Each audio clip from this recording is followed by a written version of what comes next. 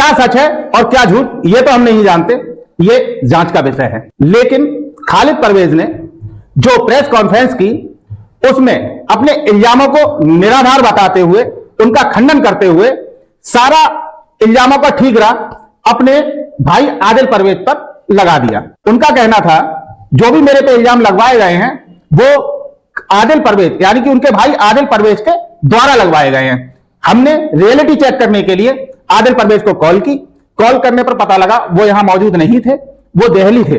तो हमने दिल्ली में ही कॉल के द्वारा उनका पूरा इंटरव्यू किया, उनसे सारे क्वेश्चंस हमने पूछे जो इल्जाम खालिद परवेज के द्वारा लगाए गए थे। आइए आपको दिखाते हैं रियलिटी चेक में क्या हुआ, क्या हमारी उनसे वार्ता हुई। हाँ, मैं अनुष्का बोल रहा था the first watch news Badaun से। कहाँ से? बदायूं से सर। आप आदिल जी बोल रहे हैं? हाँ, मैं आदिल परवेज बोल रहा हूँ दिल्ली से। मैं असल में कुछ बात करना चाहता था आपसे। जी बताइए। बदायूं में ही हैं आप या कहीं और? नहीं, मैं 1 महीने से बाहर हूँ, कम से कम 1 महीना हो गया मुझे बदायूं से निकले हुए। दिल्ली में हूँ। अच्छा अच्छा अच्छा अच्छा जी। आदिल जी, एक प्रेस कॉन्फ्रेंस आपके भाई खालिद परवेज के द्वारा की गई बदायूं के अंदर। जी। अच्छा। तो उसमें कुछ इल्जामात आपके ऊपर लगाए गए हैं उनके द्वारा। जी। तो उसी के बारे में मेरे को थोड़ा सा आपसे जानकारी करनी थी, बात करनी थी। नहीं तो ये प्रेस कॉन्फ्रेंस किसके रिगार्डिंग करी थी उन्होंने? वो सर, हमने अभी कुछ दिन पहले एक न्यूज चलाई थी।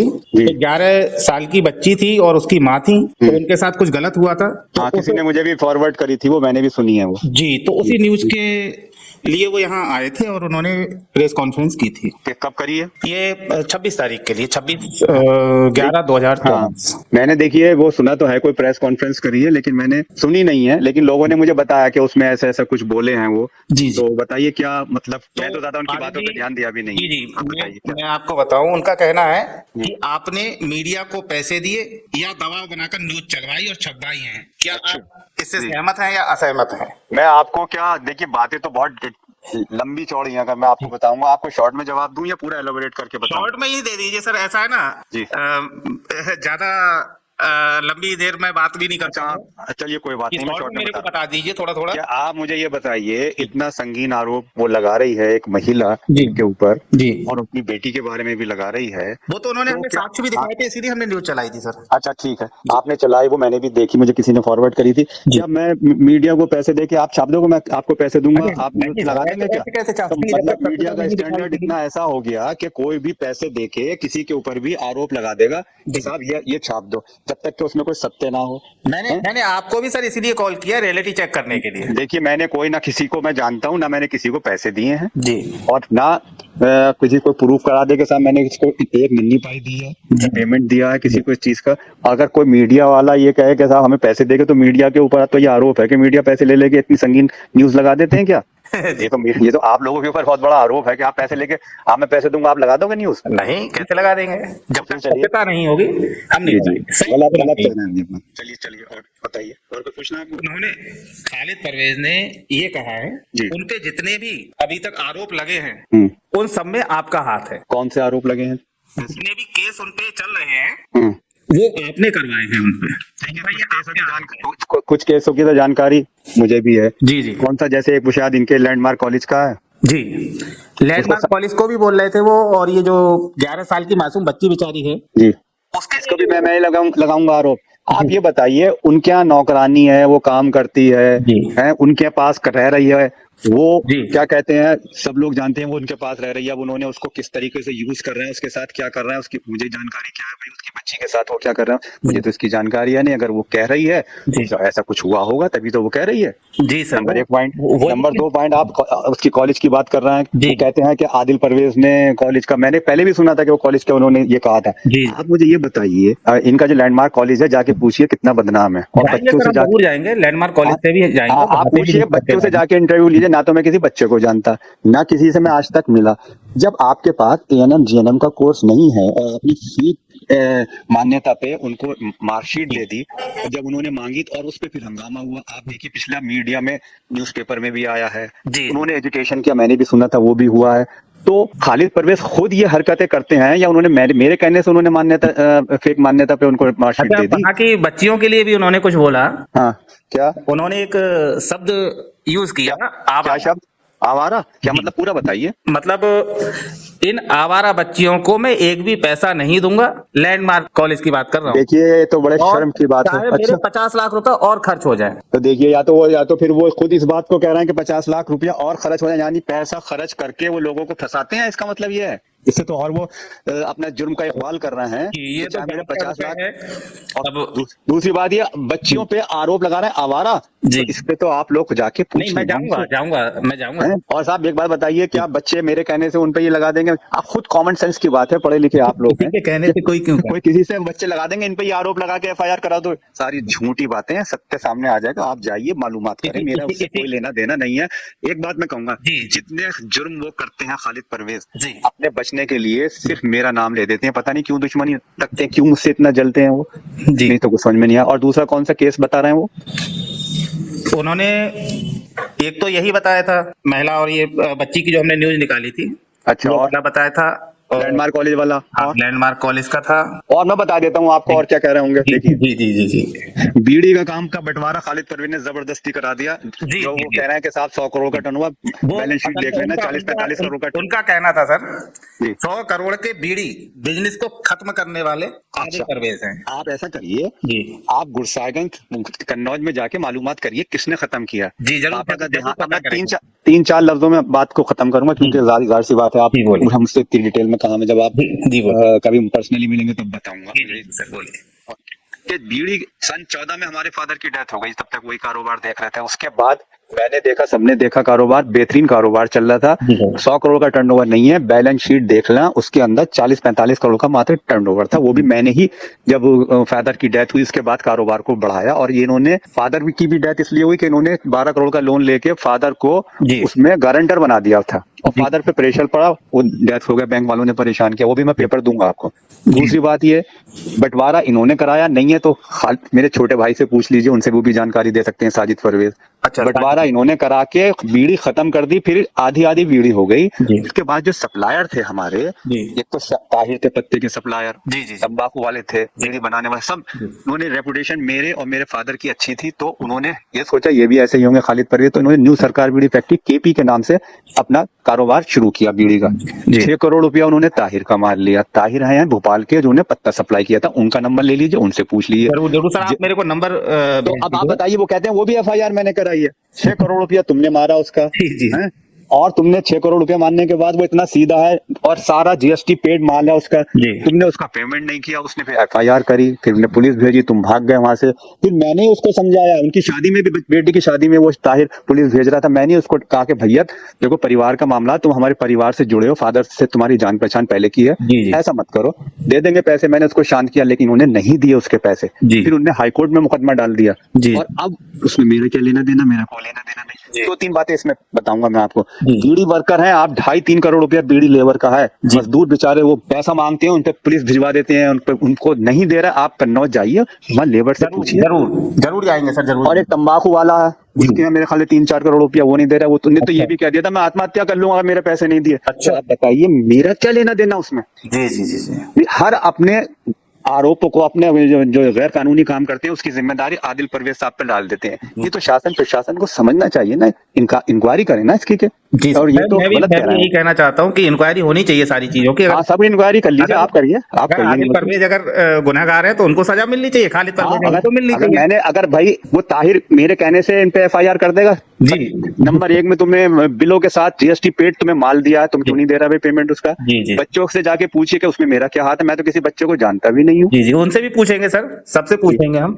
और ये तो बड़े शर्म की बात है कि उसको कह रहे हैं आवारा लड़कियां हैं, वो शर्म की बात है। और बताइए क्या पूछना? आखिरी आपसे क्वेश्चन, जो उन्होंने इल्जाम आप पे लगाया, आरोप लगाया, वो ये है कि आप पर इन सब बातों के लिए मानहानि का दावा करने वाले हैं वो, तो आप इससे क्या कहना चाहेंगे? अच्छा, आप जो खुद बताइए, आप मीडिया चलाते हैं, आरोप वो लगा रहे हैं मेरे ऊपर कि आप उन्होंने एफआईआर कराई बच्चों से लैंडमार्क कॉलेज में, ताहिर से एफआईआर कराई, वहाँ बच्चों के पैसे मार लिए हैं, उसके लेबर के, बीड़ी मजदूरों के पैसे मार लिए, तो उसके जिम्मेदार आदिल परवेज का। मैं मानहानि का दावा तो मैं कर सकता हूँ उनके ऊपर, और ये भी बहुत बड़ा दावा बनता है कि वो ये सारी बातें मेरे ऊपर डाल रहे हैं। अरे मानहानि का दावा तो आप खुद बताइए, मैं कर सकता हूँ उनके ऊपर जी उल्टा, क्योंकि मुझे बदनाम कर रहे हैं। अरे जुल्म तुम कर रहे हो, गैर कानूनी काम तुम कर रहे हो, बच्चों के साथ तुम खिलवाड़ कर रहा हो, उनके भविष्य, उनके 2-2 साल खत्म कर दिए बच्चों के, तो उसकी जिम्मेदारी मेरी है। बस सर आप बताइए।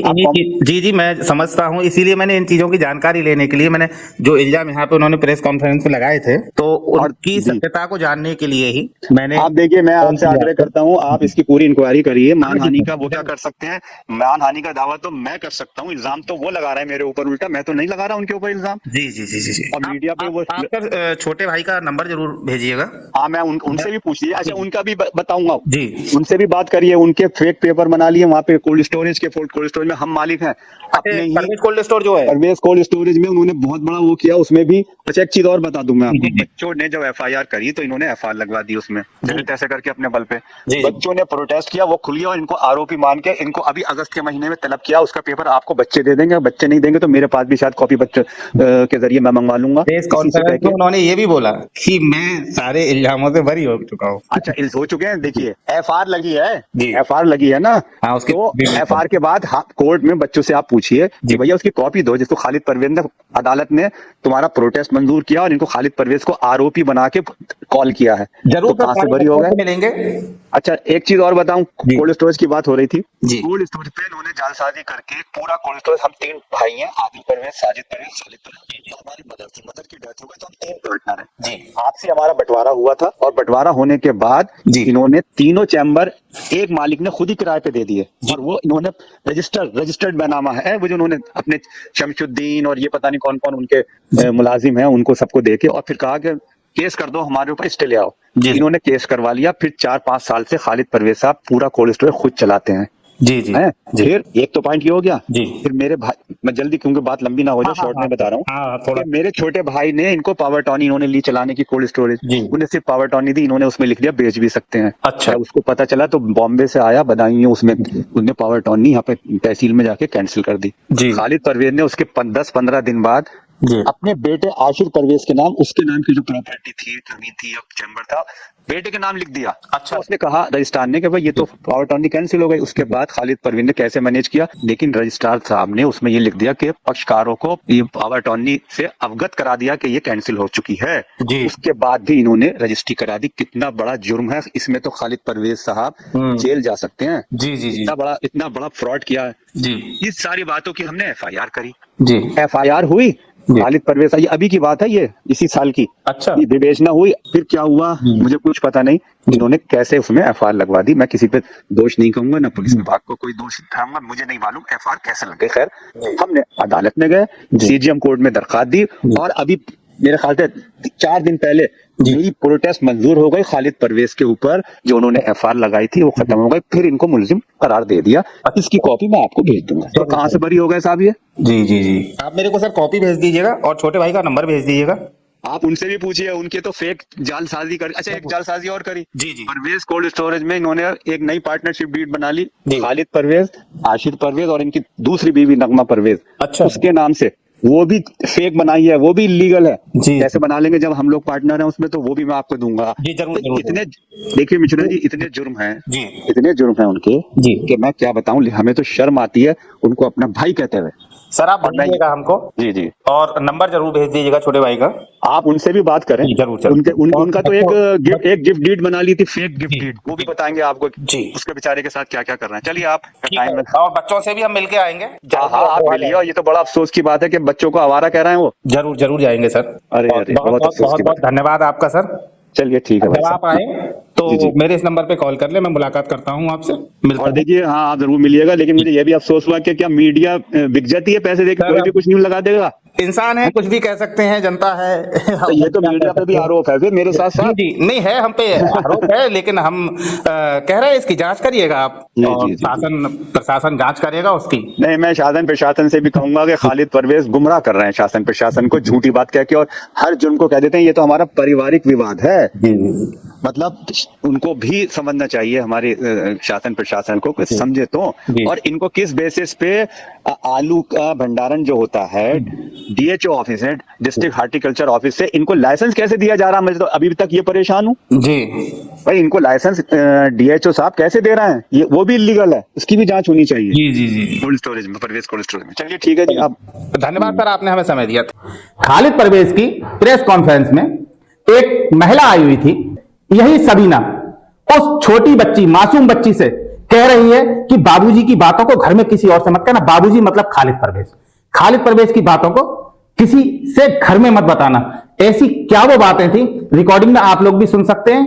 हमारे चैनल पर पूरा इंटरव्यू खालिद परवेज का पड़ा हुआ है, आप उसको भी चेक कर सकते हैं। तो आइए दिखाते हैं आपको क्या कहा गया है उस रिकॉर्डिंग में। ले हेलो, हाँ क्या कर रही हो? बैठे हुए हैं, किधर हो? कमरे में हैं। अच्छा, वो पूछ रही थी मुझे एक बात, अलग में हो ना, चुप कर काम हो रही थी। जा रही हूँ। क्या? एक मिनट रुक जा भी। क्या? जा। हेलो। अब बताओ। ये क्या है? क्या कह रही अम्मी? किससे? अम्मी से। मैंने तो कुछ ना किया। वो गई मुझसे, बोली रात में से बोली, वो छतरा कह रही बाबूजी ने मेरे गाल का प्यार दिया। पूछा, बोली मैंने कसम दे के मैंने पूछा। हाँ, अम्मी पूछ तो रही थी मुझसे। तो तुम कह रही मेरे हाथ मारा था बस हल्के से। कसम अपनी दिलवाई थी इन्होंने। कोई बात ना, पूछ ऐसी बातें मत कहना, क्योंकि मतलब मालूम है घर में फंसी तो हो जाएंगे, लड़ाई दंगे हो जाएंगी, सब हो जाएंगे, आना जाना सब बंद हो जाएगा तुम्हारा। किसी से कोई बात मत करो, कसम में दे दी है, क्या नाम, कोई बात ना है। सही सही है बुत। ठीक है, अस्सलाम वालेकुम। फादर लड़ाई दंगे मालूम था। खालिद परवेज ने अपनी प्रेस कॉन्फ्रेंस में परवेज कोल्ड स्टोर जो कि बदायूं में स्थित है उसका भी मुद्दा जोर शोर से उठाया और उन्होंने बोला कि इसका मालिक मैं हूं स्वयं, मतलब खालिद परवेज कोल्ड स्टोर के मालिक हैं। तो इसकी रियलिटी चेक करने के लिए उनके सबसे छोटे भाई साजिद परवेज जो कि मुंबई में रहते हैं उनको हमने कॉल की। कॉल करके हमने जानने का प्रयास किया कि कोल्ड स्टोर किसके पास है और कौन उसका मालिक है। आइए आपको सुनाते हैं हमारी क्या बात हुई साजिद परवेज से। हेलो हेलो, नमस्कार सर, मैं अनिरुद्ध मिश्रा बोल रहा था बदायूं से, द फर्स्ट वॉच न्यूज से। जी जी नमस्कार। अमित मिश्रा। अनिरुद्ध मिश्रा। अनिरुद्ध मिश्रा। क्या आप साजिद जी बोल रहे हैं? जी जी, हाँ जी जी। आप क्या मतलब? जी सर, मैं असल में यहाँ बदायूं अभी 26 तारीख के लिए एक आपके भाई खालिद परवेज जी ने प्रेस कॉन्फ्रेंस की थी।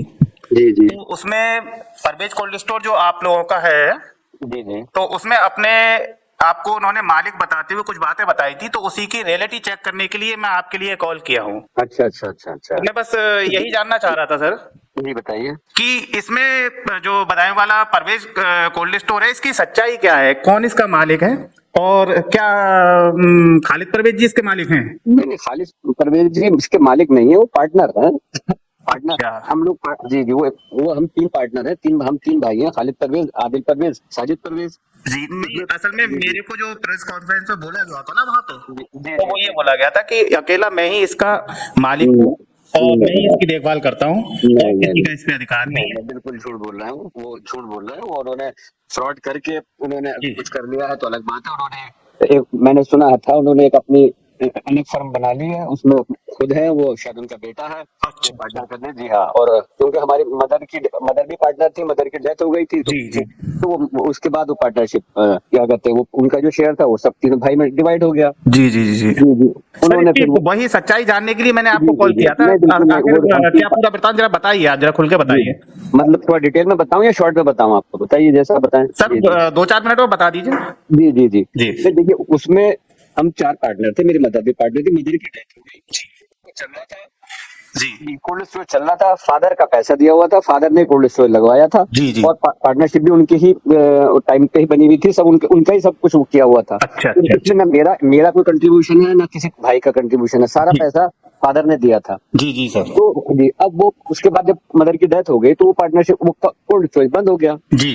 फिर ये हुआ आपस में तीनों भाई बैठकर ये तय हुआ कि भाई इसको इसमें चैम्बर बांट लीजिए, 3 चैम्बर थे उसमें। जी जी जी। तो आप एक नोटराइज करा के एक पेपर पे नोटरी के थ्रू हमने वो उसमें कर लिया, डिवीजन कर दिया कि भाई ये एक चैम्बर तुम्हारा, एक मेरा, एक इनका। अच्छा। चैम्बर 3 डिवाइड हो गए। जी जी। अब उसके बाद इन्होंने क्या किया, मुझसे इन्होंने खालिद परवेज साहब ने मुझसे बोला कि भाई साजिद तुम बॉम्बे रहते हो, तुम्हारा चैम्बर जो है वो मैं चलाऊंगा, उसका जो भी किराया जो भी रहता है जी जी साल का वो मैं दे दूंगा। जी। इन्होंने 5 लाख रुपए किराया मेरा तय किया। अच्छा। मैंने कहा कि ये चैम्बर का किराया 5 लाख रुपए नहीं होता है। तो इनके सब और दोस्त थे, ये खुद कहने लगे नहीं मैं भाई 1 आध साल चला लेते हैं ऐसे, क्योंकि एक नया साल है, उसके बाद जो भी होगा हम तय कर लेंगे। जी जी। वो इन्होंने शायद 1 साल भी पूरा मतलब 5 लाख भी जो थे वो इतने टुकड़ों में दिए कि पूछिए नहीं। और वो भी अपूरे नहीं दिए ऐसे। जी जी। उसके बाद वो उन्होंने वो कोल्ड स्टोरेज चलाते रहे। मैंने बहुत उनको प्रेशर डाला, उन्होंने नहीं सुन के दिया। अच्छा। और वो इस तरह से फिर उनको जब ज्यादा मैंने उनको कहा कि भाई मेरा चैम्बर खाली करिए, तो उन्होंने एक उनके दोस्त थे, उनके काम भी करते थे, चांद मियां। अच्छा। वो उनसे झूठा उनको उन्होंने तीनों चैम्बर का, अपना भी मेरा भी और आदिल भाई का जो है मेरे मंझले भाई, उनका चैम्बर जी उनका जो है वो चांद को लीज पे 5 साल के लिए दे दिया बिना हमारी परमिशन के। अच्छा। जी। एक तो उन्होंने ये फ्रॉड किया, और उसके बाद चांद से ही अपने ऊपर मुकदमा करवा लिया उन्होंने। अरे ये मुकदमा करवा लिया कि चांद ने जो है जी, मतलब चांद ने ये मुकदमा किया खालिद परवेज साहब पे कि जो है ये इन्होंने मुझे लीज पे दिया है और मुझे कोल्ड स्टोरेज चलाने के लिए नहीं दे रहा है, लिहाजा मुझे जो है इस पे स्टे दिलवाया जाए। जी जी। तो कोर्ट से उन्होंने, अब कोर्ट को सेट करके क्या किया उन्होंने ऊपर वाला जाने। हाँ। वो उन्होंने क्या कहते हैं, चांद ने उस पे स्टे ले लिया। जी जी। अब वो स्टे लेने के बाद जो चांद जो थे वो पूरा कोल्ड स्टोरेज चलाने लगे। अच्छा। तो जी। तो फिर वो उन्होंने पता नहीं 4 साल का था 5 साल का वो था, वो उन्होंने चलाया किसी तरह से फ्रॉड करके। तो वो सब उनका बेईमानी किया हुआ है, उनका एक पैसा उनकी जेब से नहीं लगा है, सारा का सारा पैसा फादर का था। और जो भी वो कह रहा है वो इस बात में कोई सच्चाई नहीं है उनकी। अच्छा अच्छा, पूरी कहानी ये है। बैलेंस शीट देख ले, सब में यही हम लोगों की पार्टनरशिप चली आ रही है। जी जी जी सर। जी।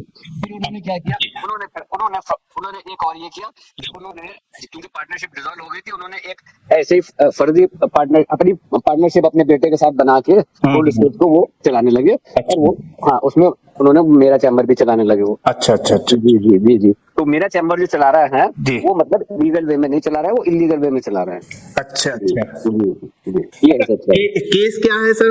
जी केस क्या है? केस मतलब समझा नहीं मैं। केस कौन से केस चल रहा है? इस पे कौन से केस चल रहे हैं कोल्ड स्टोरेज पे? कोल्ड स्टोरेज पे फिर मेरे जो बीच वाले भाई हैं आदिल भाई, उन्होंने इन पे जो था इनके आगे FIR कर दी थी। अच्छा अच्छा। इसी फ्रॉड के लिए जी। इन्होंने इसमें इन्होंने पता नहीं क्या पुलिस को सेट किया, कैसे किया, इन्होंने उसमें FIR लगवा ली। अच्छा जी। लेकिन फिर हमने मिलके प्रोटेस्ट किया, तो वो प्रोटेस्ट हमारा एक्सेप्ट हो गया कोर्ट में। अच्छा अच्छा जी। अच्छा, ये पूरी दास्तां है सर इसकी। जी हाँ जी। मैं असल में इसी जानकारी लेने के लिए मैंने आपको कॉल किया था।